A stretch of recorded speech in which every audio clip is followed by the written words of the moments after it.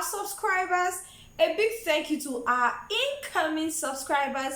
I love you. I appreciate you. Thank you for your support. Well, today we'll be talking about something hot, something spicy, something nice. I think it's a way to challenge us as individuals, as a society. Talking about society, I mean Nigerians, okay? Nigeria as a country and Nigerians as people, as a group of people.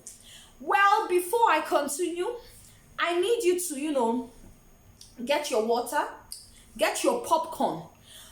Let's go subscribe and come back. Then I'll tell you what I have today, our conversation for today. So while you're subscribing, I'm here taking a chill pill.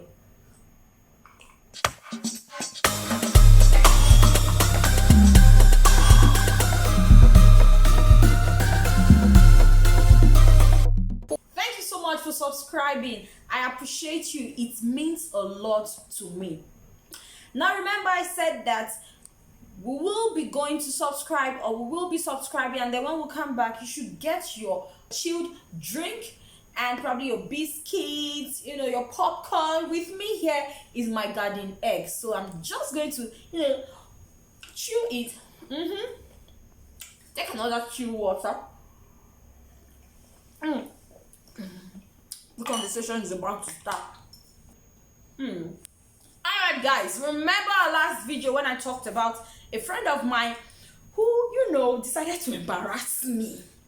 But I decided to hit back. But unfortunately, he kept saying so much. And then I decided to let you all know what we've been talking about behind closed doors or out off camera. Now we decided to compare colleges, secondary schools, Ghana Senior Secondary School and Nigeria Secondary School. Whew, guys, so much to talk about today. Okay, so we all know the first secondary school in Nigeria, right? The CMS Secondary School, which was established in 1859. And then I decided to go check out Ghanaian first secondary school. That is the Infantipin. I hope I'm getting it right. And that was established in 1876. Now we decided to take a stroll into the school. Like we decided to see, let's do a comparison, because this guy is always after me. So I need to, show off a little bit. Well, I could not show off any longer because Infantipin, I love the structure. In fact, I'm going to be talking about infrastructures today. I love the structure of the school, the maintenance, and I think that is one of the problems we have in Nigeria. We do not know how to maintain things. Now, at a point, Ghana as government, the Ghanaian government, decided to take back their missionary schools earlier on. And when they saw that they could not manage it, they gave it back to the missionaries to, manage the school and everything concerning the school, just so that they don't reduce the quality or the school standard. Well, in Nigeria, no, when we collected it, we couldn't give it back to the missionary. In fact, we really did not give it back to the missionary, and that's why it comes with a lot of mismanagement, nonchalant attitude towards the school. See, I always say to people, your environment influences you as a person. Now, if you stay in a crazy or a poorly managed environment, you cannot even develop well.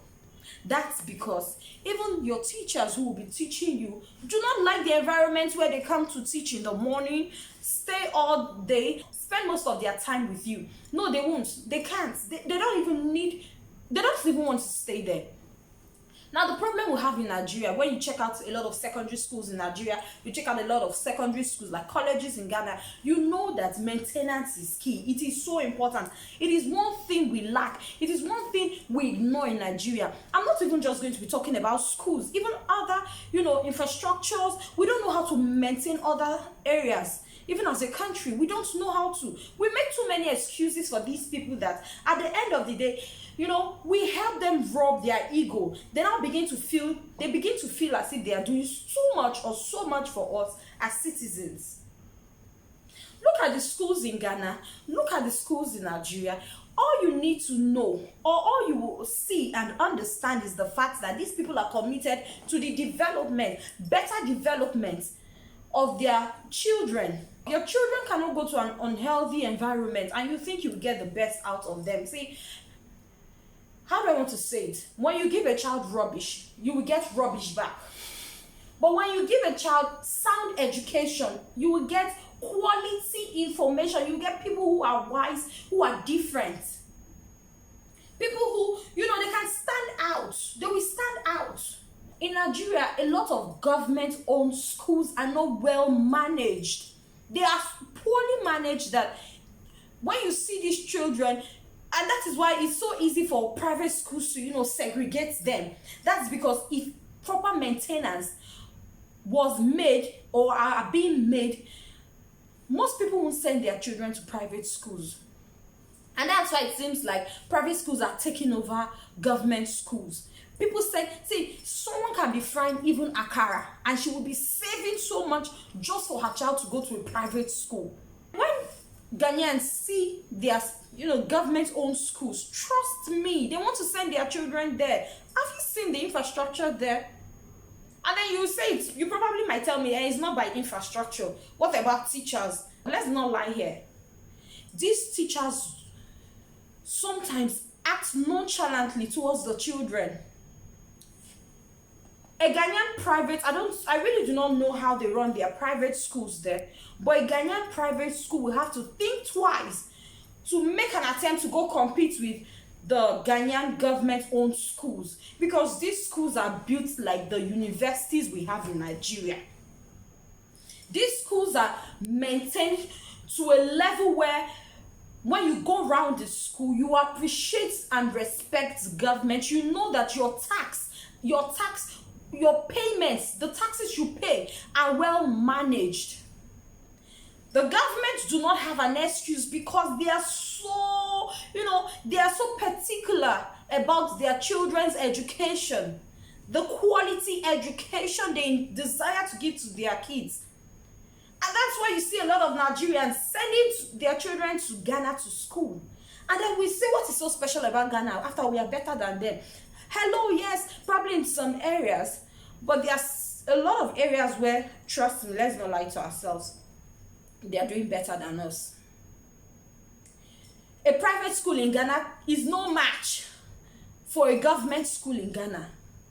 But in Nigeria, even government schools are even scared to even compete with some schools. I don't want to call some private schools are doing well. A lot of private schools in Nigeria are doing well and they can compete shoulder to shoulder with a government-owned school in Nigeria. If our government can only, look at the need, they should see the importance of managing their facilities. You can't do anyhow and expect, you just maneuver things, you just do it anyhow. That's why they say life is a process. Life is a process. Do right. Do future generations right. When parents or families or companies or, when they pay taxes, please manage it well. We can't keep living like this and then our educational system keeps dwindling. It's dwindling daily. If we want to earn respect and you don't want your children or you don't want people, citizens, to keep sending their children to Ghana, then you have to do them right. When you see secondary school children, probably government secondary school children, you feel for them. Even the environment where they learn, where they sit to learn is so appalling. It's a place, once a person, has enough money, it's a place they don't want to send their children to school to learn. If you want to, keep calling yourself the giant of Africa, live up to expectation. Because at the end of the day, it's about young children.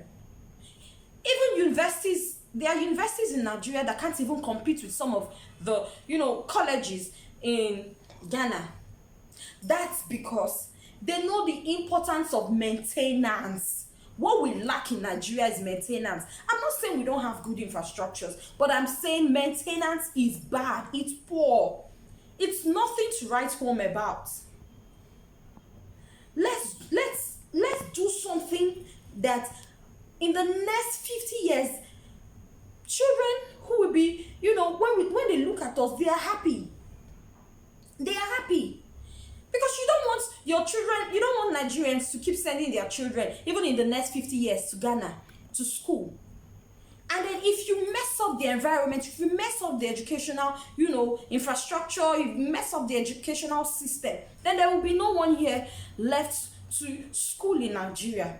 Because even the woman selling, pancake, even the woman selling pure water would do anything to send her children abroad. And that's why sometimes, I'm going to say this, that's why sometimes when people even come from schools in Ghana, when they graduate from schools in Ghana, organizations take them first before even graduates in Nigeria. That's because they know, they understand, they travel, they are exposed, they see so much. So don't rubbish us. And then when it gets to the time for us to get a job, you don't pick people from University of Ghana saying better quality education, whereas you messed up the one given to you to manage. So if you want us to keep living this type of life where children go to school in environments that is not even good enough for your own children. So I know there are leaders who are doing well and there are leaders who are doing poorly. So if you know you're a leader and you are performing poorly, please step up your game. Step up your game. Because tomorrow, if they want to, describe you, they will describe you with your work. You will be praised according to, what you've been able to do, your impact. So parents out there, say something. Say something. See, the thing in Nigeria is that we're too comfortable to even talk to our government. And then we live a life. We know how to manage when the government, when policies are frustrating us. But we don't know how to, speak up and tell them to do right. Look at the schools in Ghana. Look at the schools in Nigeria. And you think your child will be happy to stay there? They will keep falling ill. They will keep falling ill. And every time you get called that your child is sick, and you are scared. Mostly when you send your child to a boarding school, of course. Your children can be in a school where probably the roof is leaking, and when water is falling, chairs are being moved aside, and then probably a bucket is put in place to take the water that's dropping. No. Let's do right. Let's just do right. Let's do right so that when we look at ourselves, we'll be proud. Let's do right because people will keep graduating here from schools in Nigeria, secondary schools, universities, and people will keep graduating from secondary schools and universities in Ghana. And trust me, they will keep taking, see, these organizations in Nigeria, they know, they will keep taking the ones from Ghanaian universities instead of those here.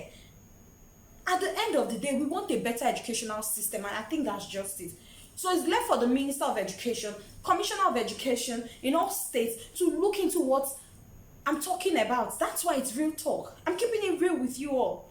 Till we meet again, I've got something else for you. But I'm not going to reveal it to you. Thank you so much for joining us. Please speak up, say something, and don't be defensive. I'm a Nigerian. I'm proud being a Nigerian. But at the end of the day, I can't turn a blind eye to things. I'm not saying all leaders are bad because some people will want to misinterpret what I'm saying. I'm saying some leaders are bad, not all leaders. So let's correct so much that needs to be corrected. Look at CMS. Look at Infantipim. Till we meet again next time.